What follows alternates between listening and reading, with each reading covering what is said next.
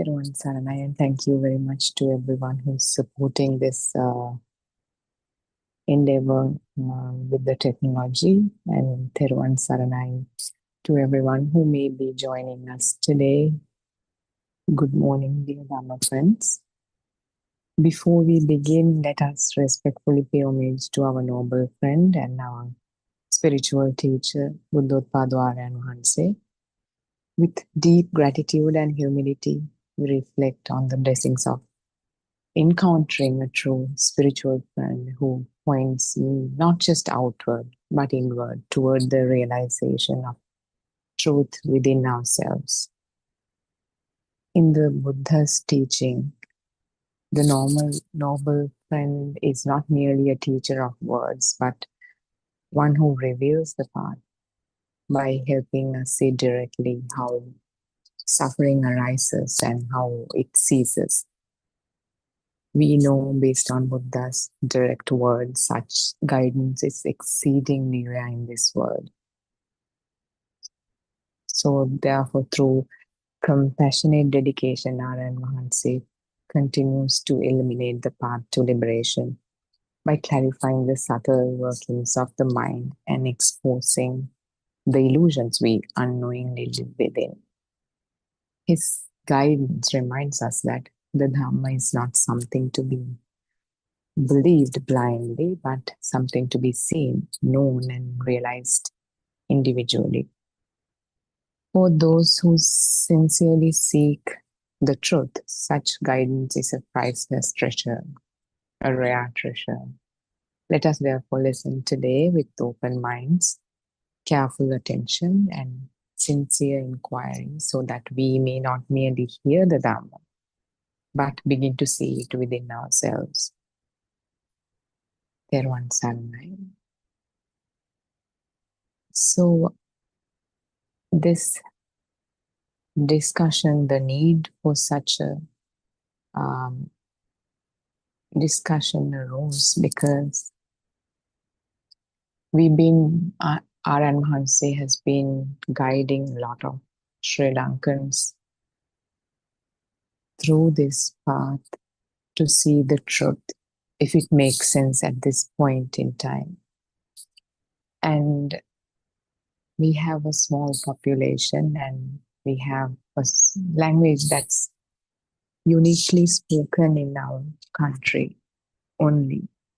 But there are a lot of English speakers amongst us, and there's a bigger population living outside of Sri Lanka whom we know that suffer, and because of different situations and environments that they live in, they're kind of forced to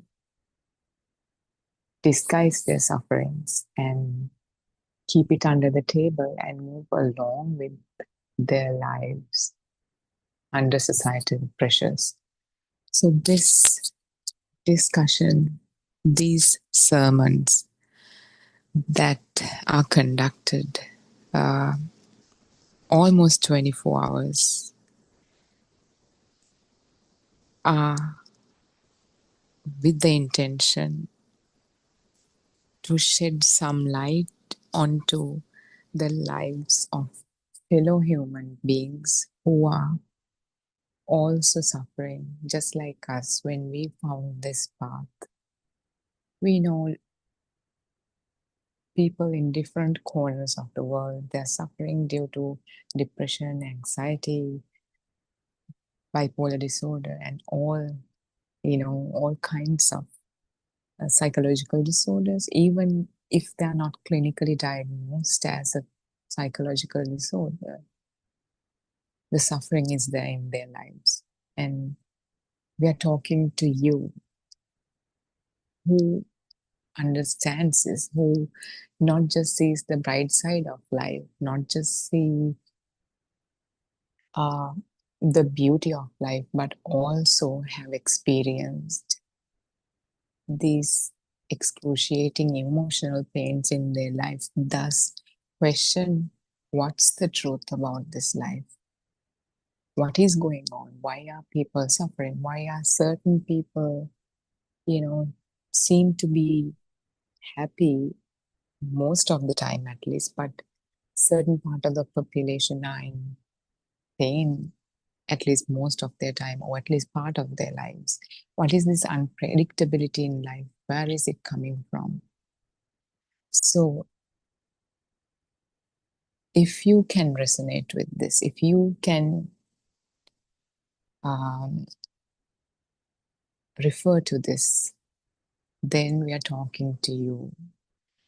We understand this Dharma probably will not be for everyone, will not be everyone's cup of tea, but we really want to reach the people who are in a stage of themselves and in their lives who wants to explore other aspects of life. We know the Western world has a certain way of living, certain way of thinking about things.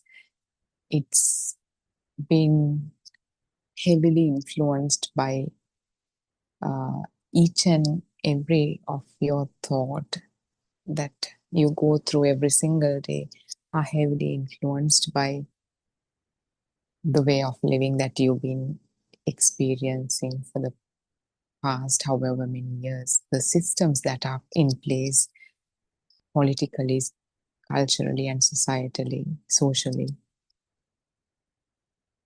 As opposed to that, we've known for years uh, the eastern part of the world has had different ways of life. There's a clear difference if one were to take kind of a bigger picture view or a bird eye view onto the lives of people. So we've experienced, we've learned in school, we learned science, regardless of which part of the world you're from.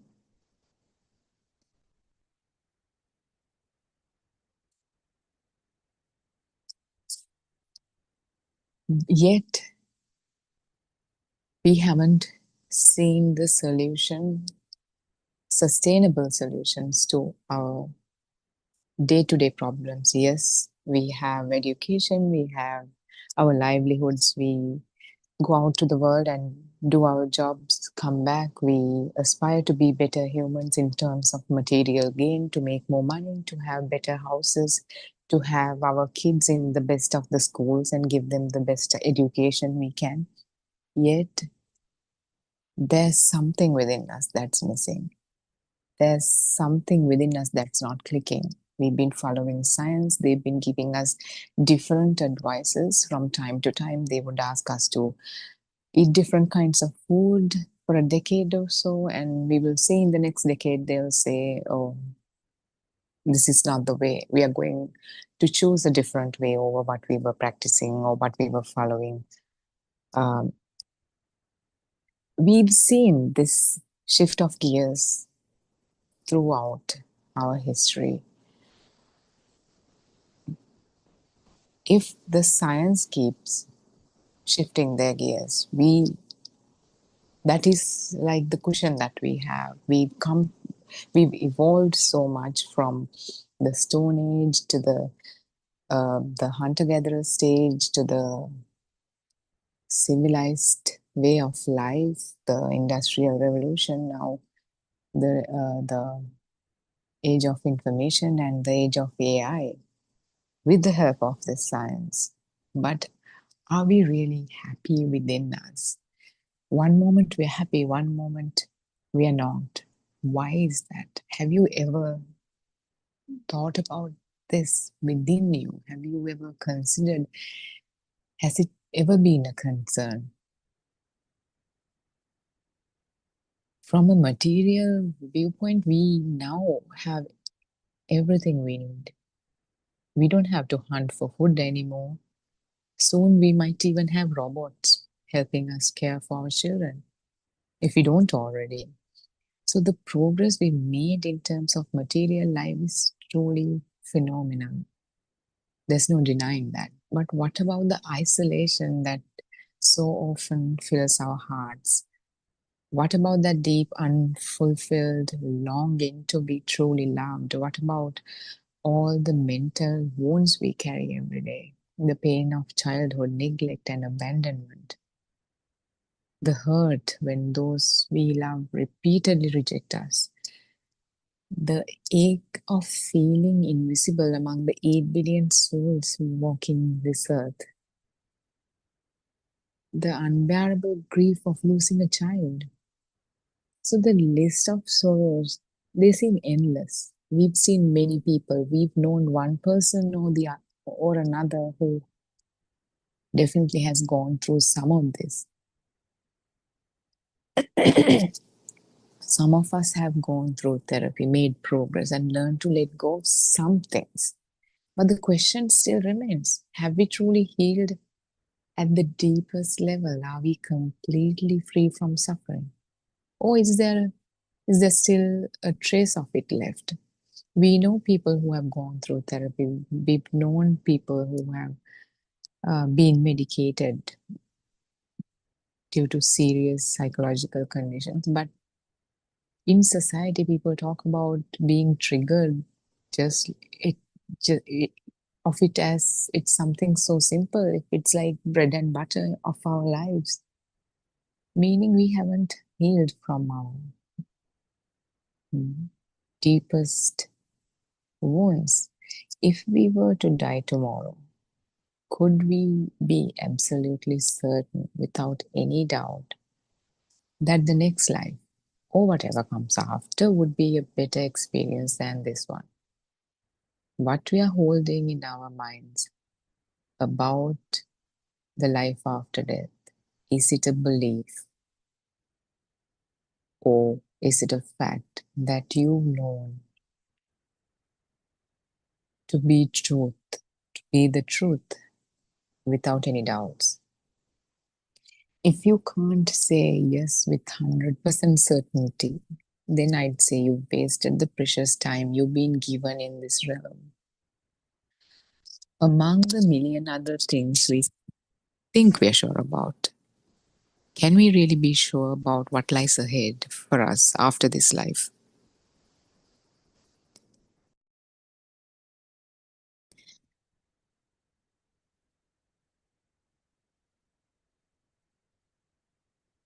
So, with if you don't feel like you don't have the answer to this question, I suggest that you listen to this carefully.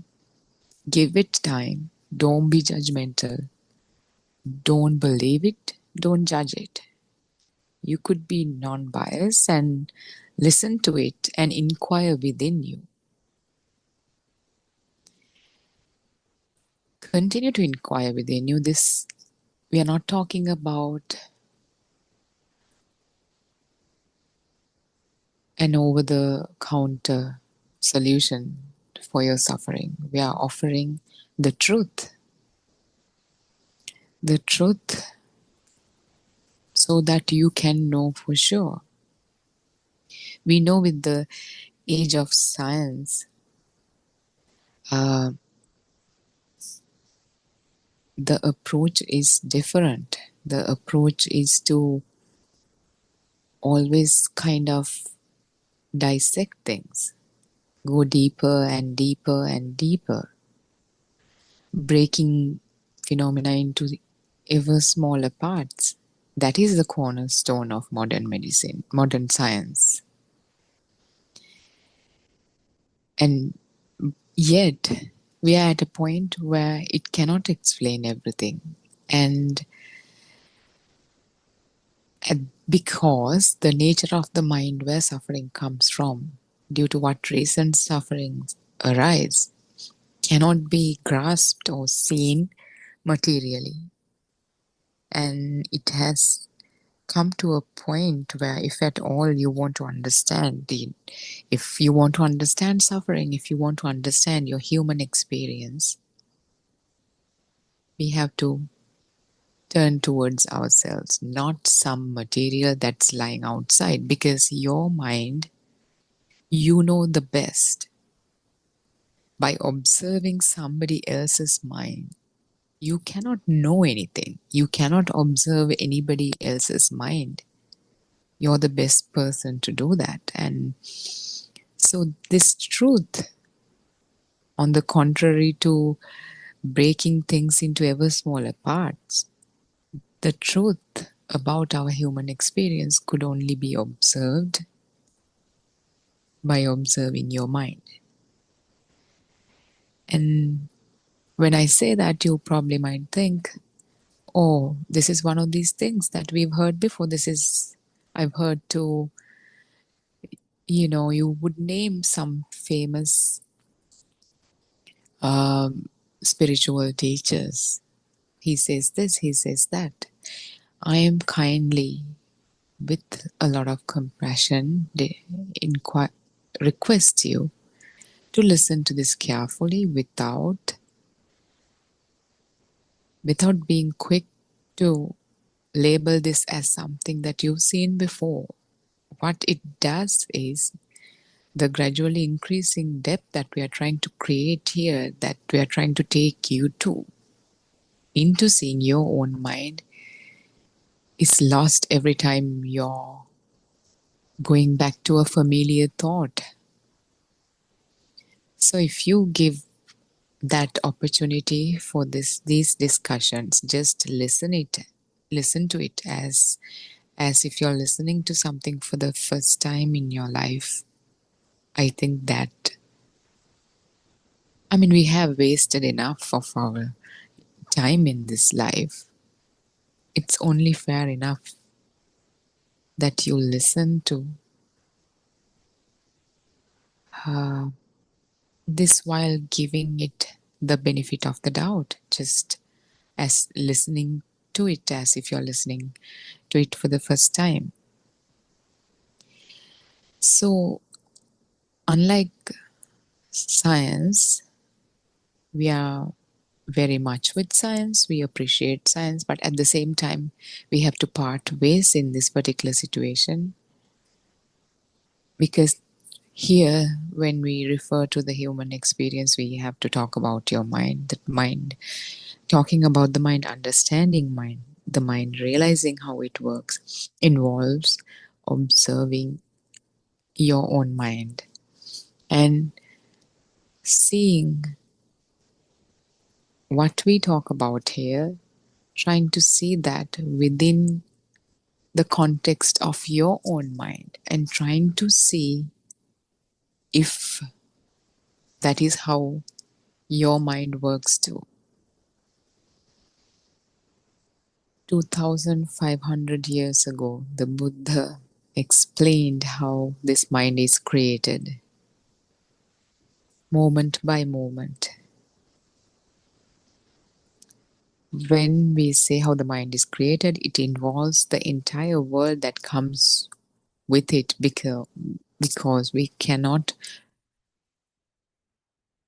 talk about anything without the mind. You talk about your loved ones, you talk about your job, you talk about the planet or the country we live in, the solar system we live in, everything we only can talk about using thoughts, the mind, the words. So we have to explore the mind.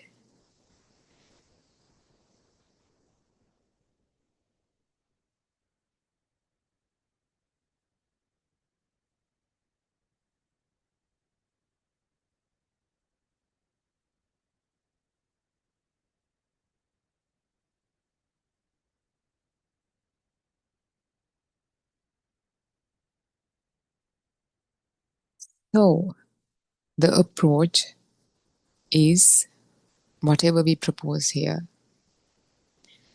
could be observed within yourself, within your experience. It's a direct experience within yourself.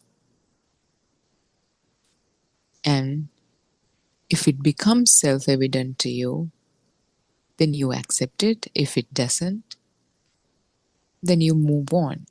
There's no pressure. You can come from any religion, any belief. We are not offering a solution to your problems in terms of a religious view or another belief to add to your shelf.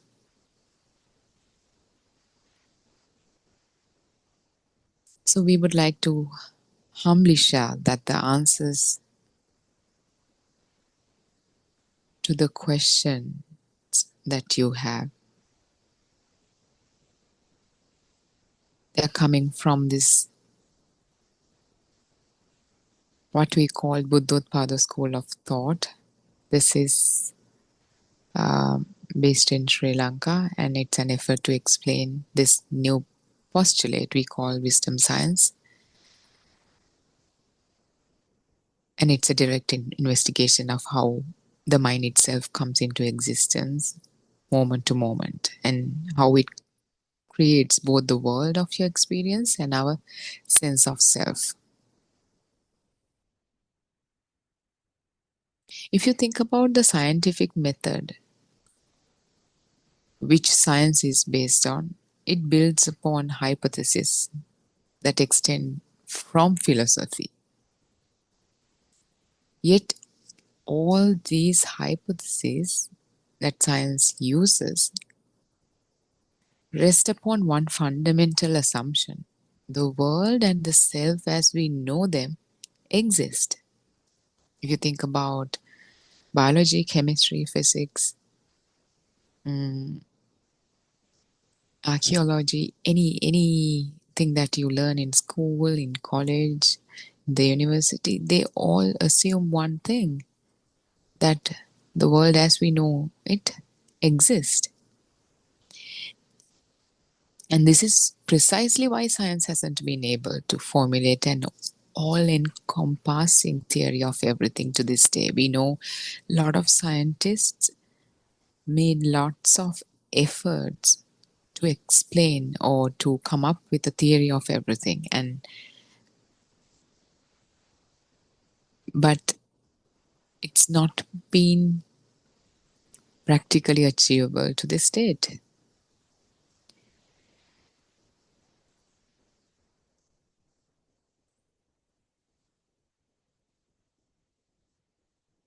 And this direct investigation into your experience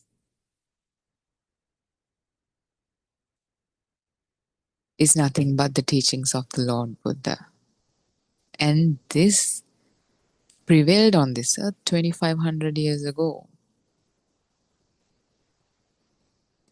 And as you probably know, a lot of people talk about enlightenment of the Buddha, but and also there are lots of words that we use in this context that are already well used, well defined in the Western spirituality, in different schools of thoughts. But depending, and for the same reason, when we try to deliver this message, when we try to have this conversation, we have learned that it distorts the message. So, for an example, enlightenment of Buddha, we know in many spiritual schools,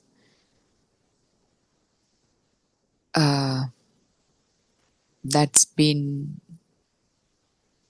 used in a different context, not in the context of where Buddha realized this mind. We know a lot of schools of thought in spirituality. They talk about getting out of thought, getting out of mind, and they make you question. There's the observed and there's the observer, and they ask you to get out of thought, and they tell you whoever is observing with if you get out of the thoughts, that is the self. And it is not the case because the human experience doesn't have a self. What we call the self is a misunderstanding.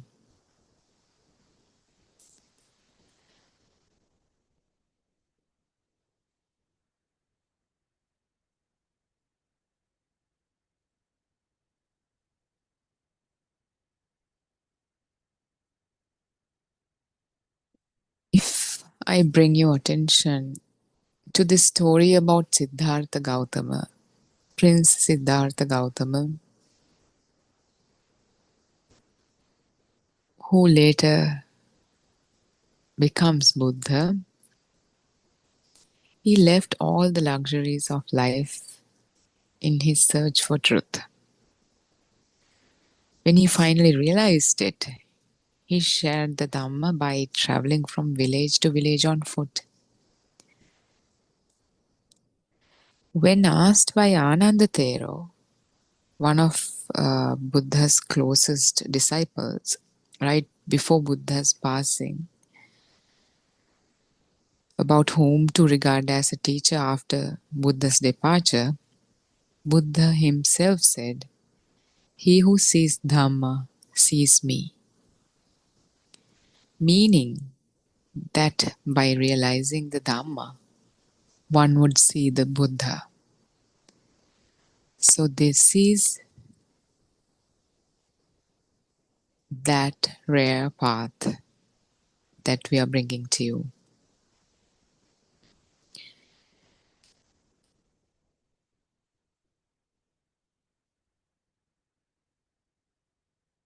So, what is the message? We talked a lot about the importance of the message and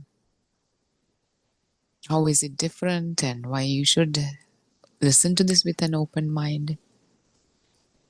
So, what is this message?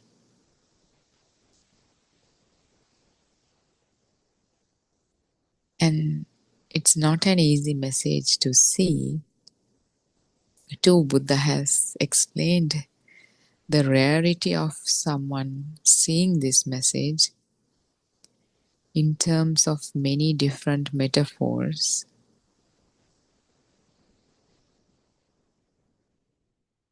Buddha had said at one point, taken some soil that was stuck in his thumbnail.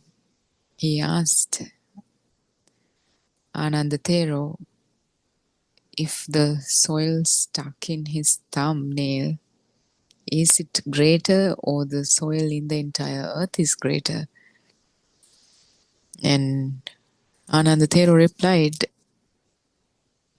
the soil stuck in your thumbnail is much smaller, Venerable Sir, compared to the soil in the entire earth.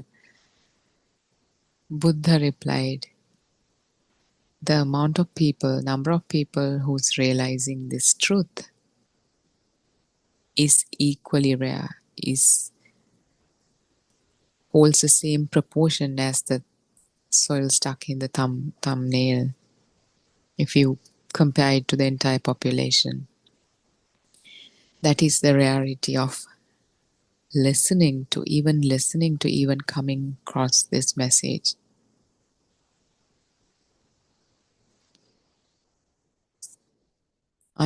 So whatever we call the world, whatever we call the self, our whole experience is an illusion. It's created moment to moment, one thought at a time.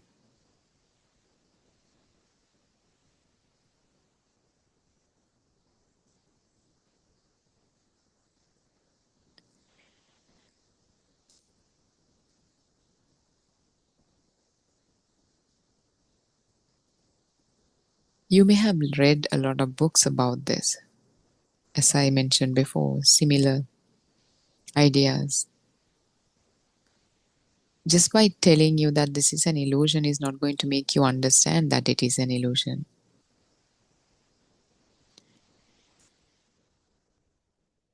How is it an illusion?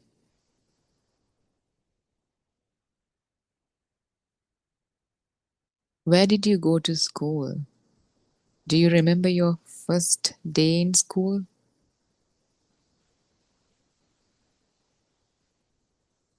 The day you got married, the day you graduated, the day you lost a loved one?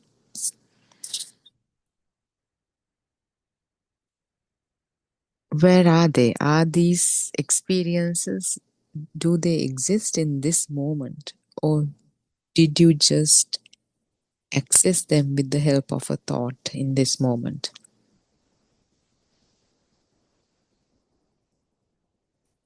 Let's say in one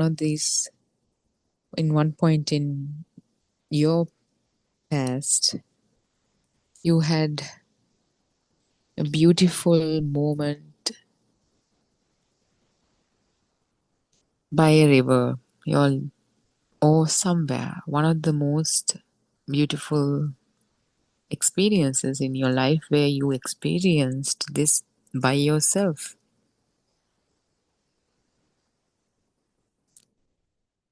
No one was around, and you were surrounded by nature, the beauty, and you experienced this. You had a thought how beautiful this life is.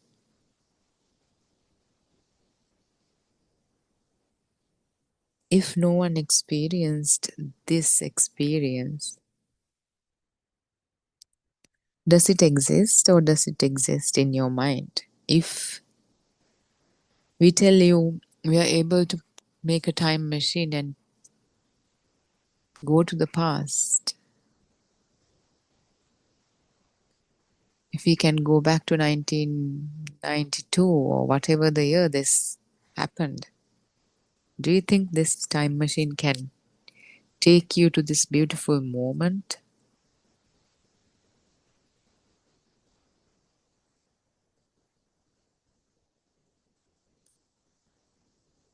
The all the stories that we know about time machines, they go to the past, and the experiences we cherished, they show that they're being transported into that moment.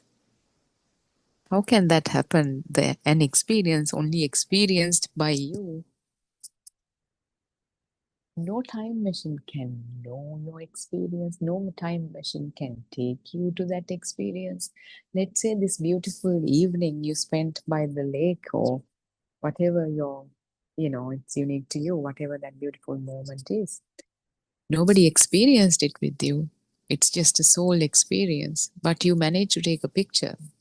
You have it in your phone, or you have a printed picture of that moment.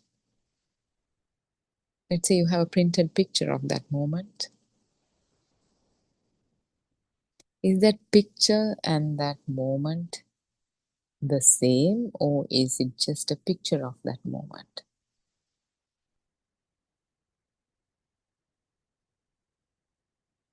If you carefully look at the picture, it's bunch of it's a it's a paper. It's probably a thicker board and some colors on it. Without you telling and labeling it mentally that this is the same place I went to on that particular evening, nobody else will be able to refer to that colors, some pixels on a board the same way.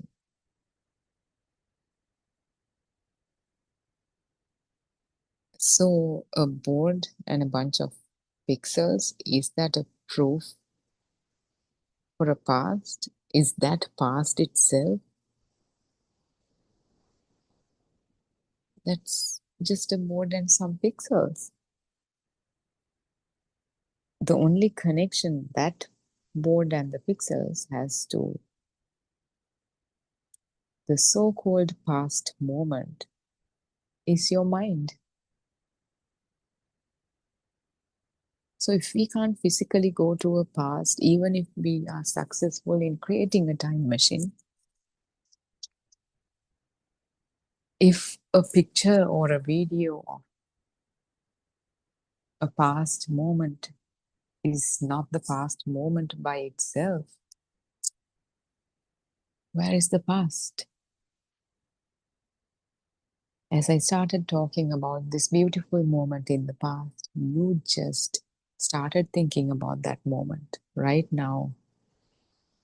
From the chair you're sitting on, you did not go anywhere, only the thoughts that were created in this mind. Is a thought the past? So the past, it's very clear, the past is gone. The only access you have to the past is your thoughts. Whatever the so-called proof that may exist about a past moment is some colors that exist in this moment. And the only connection that we can make from that to the past is again another thought.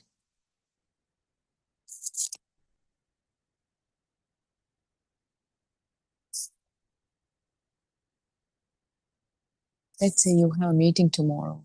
You have to take your kids to school tomorrow. You have a special function tomorrow. You have this around, let's say 10 a.m. or 9 a.m. You have to get up by, let's say 7 a.m., take a shower, get ready, prepare your meals. And you have to know the distance to this location, how long it will take for you to drive or to take the bus or to walk, whatever your mode of transportation is. Now pay attention to yourself right now. Have you left the chair you were sitting on to go to the future moment? You're still sitting on the same chair without even leaving your chair. You access the future with a thought. So a thought about future, is it the future itself? Future hasn't arrived yet. Past is gone. If you are a person who's continuously in the past or the future, you have this sense, even if you are not continuously dwelling in the past or a future moment with the help of thoughts, as a person who hasn't seen the truth within themselves, there's a sense of past and future, a continuity of life. If we look at our life story, we have a sense that I was born in this year, 1972, December 20th, in London or New York or wherever you're listening to, at around this time in the morning, in the evening, to these parents. My mother's name is whatever your mother's name is, your father's name, and that you have two siblings, or however many siblings you have.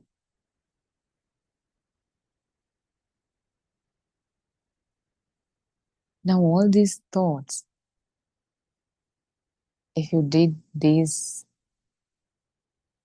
investigations as at the same time as these sermons are being delivered, you will see you just ran along, ran with a thought The entire story of when you were born and who you were born to. They're all thoughts. You didn't have to leave your chair.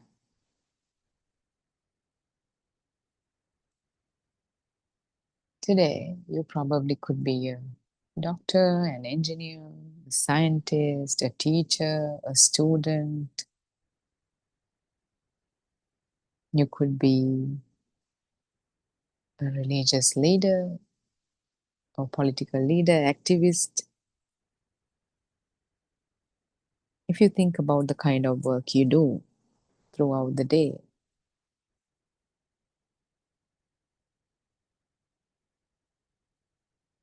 you probably have some pride as to what kind of a person you are, what kind of role you play in society.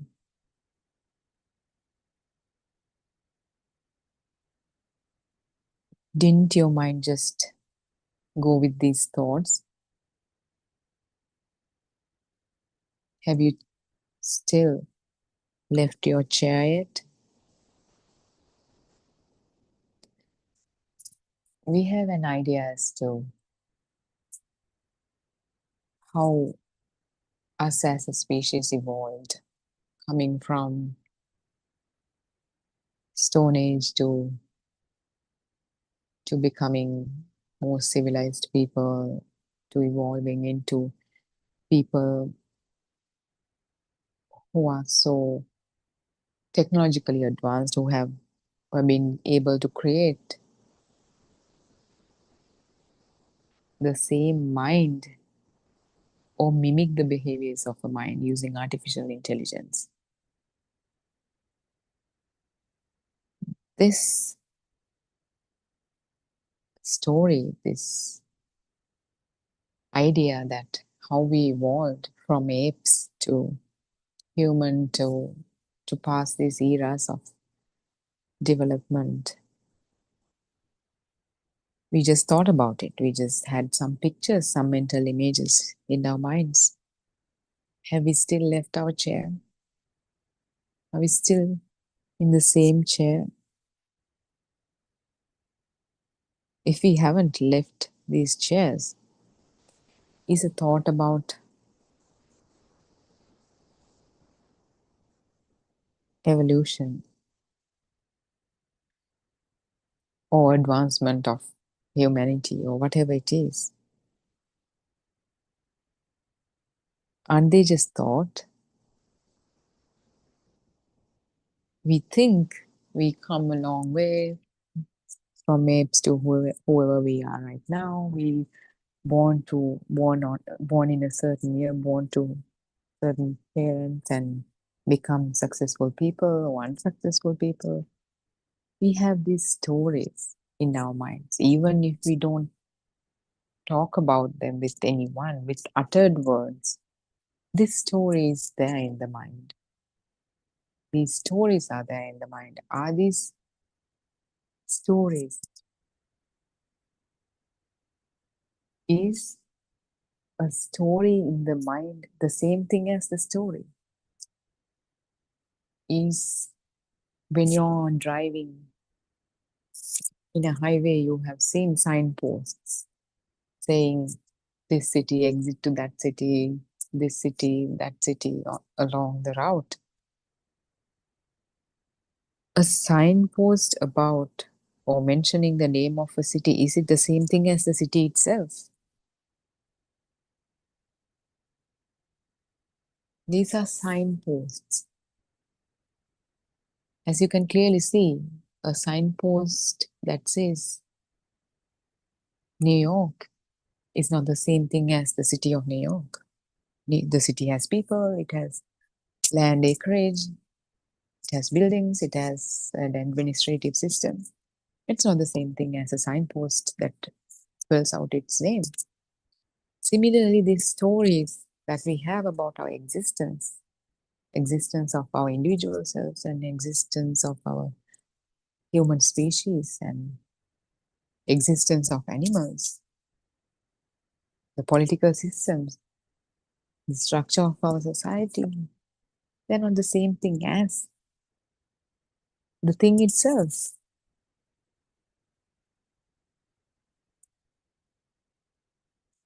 Are you beginning to see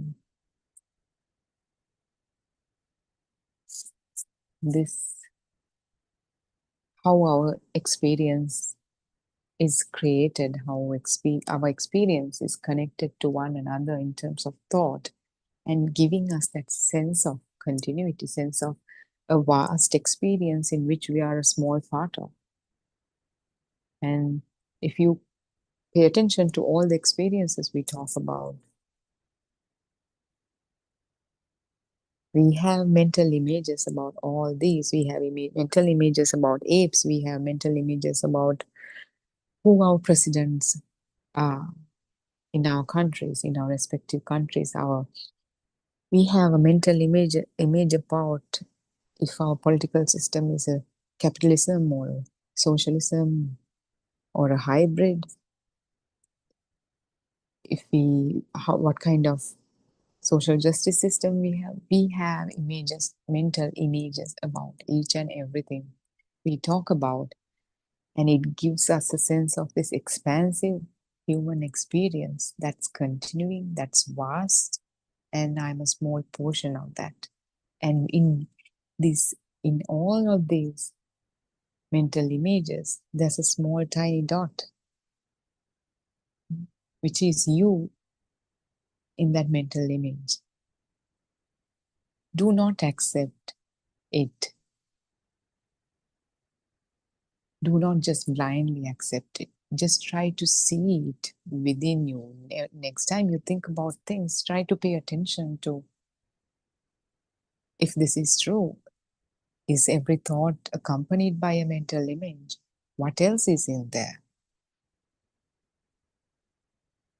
Whatever we see, whatever we hear, whatever we smell, whatever we taste, whatever we touch, everything has a mental image attached to it.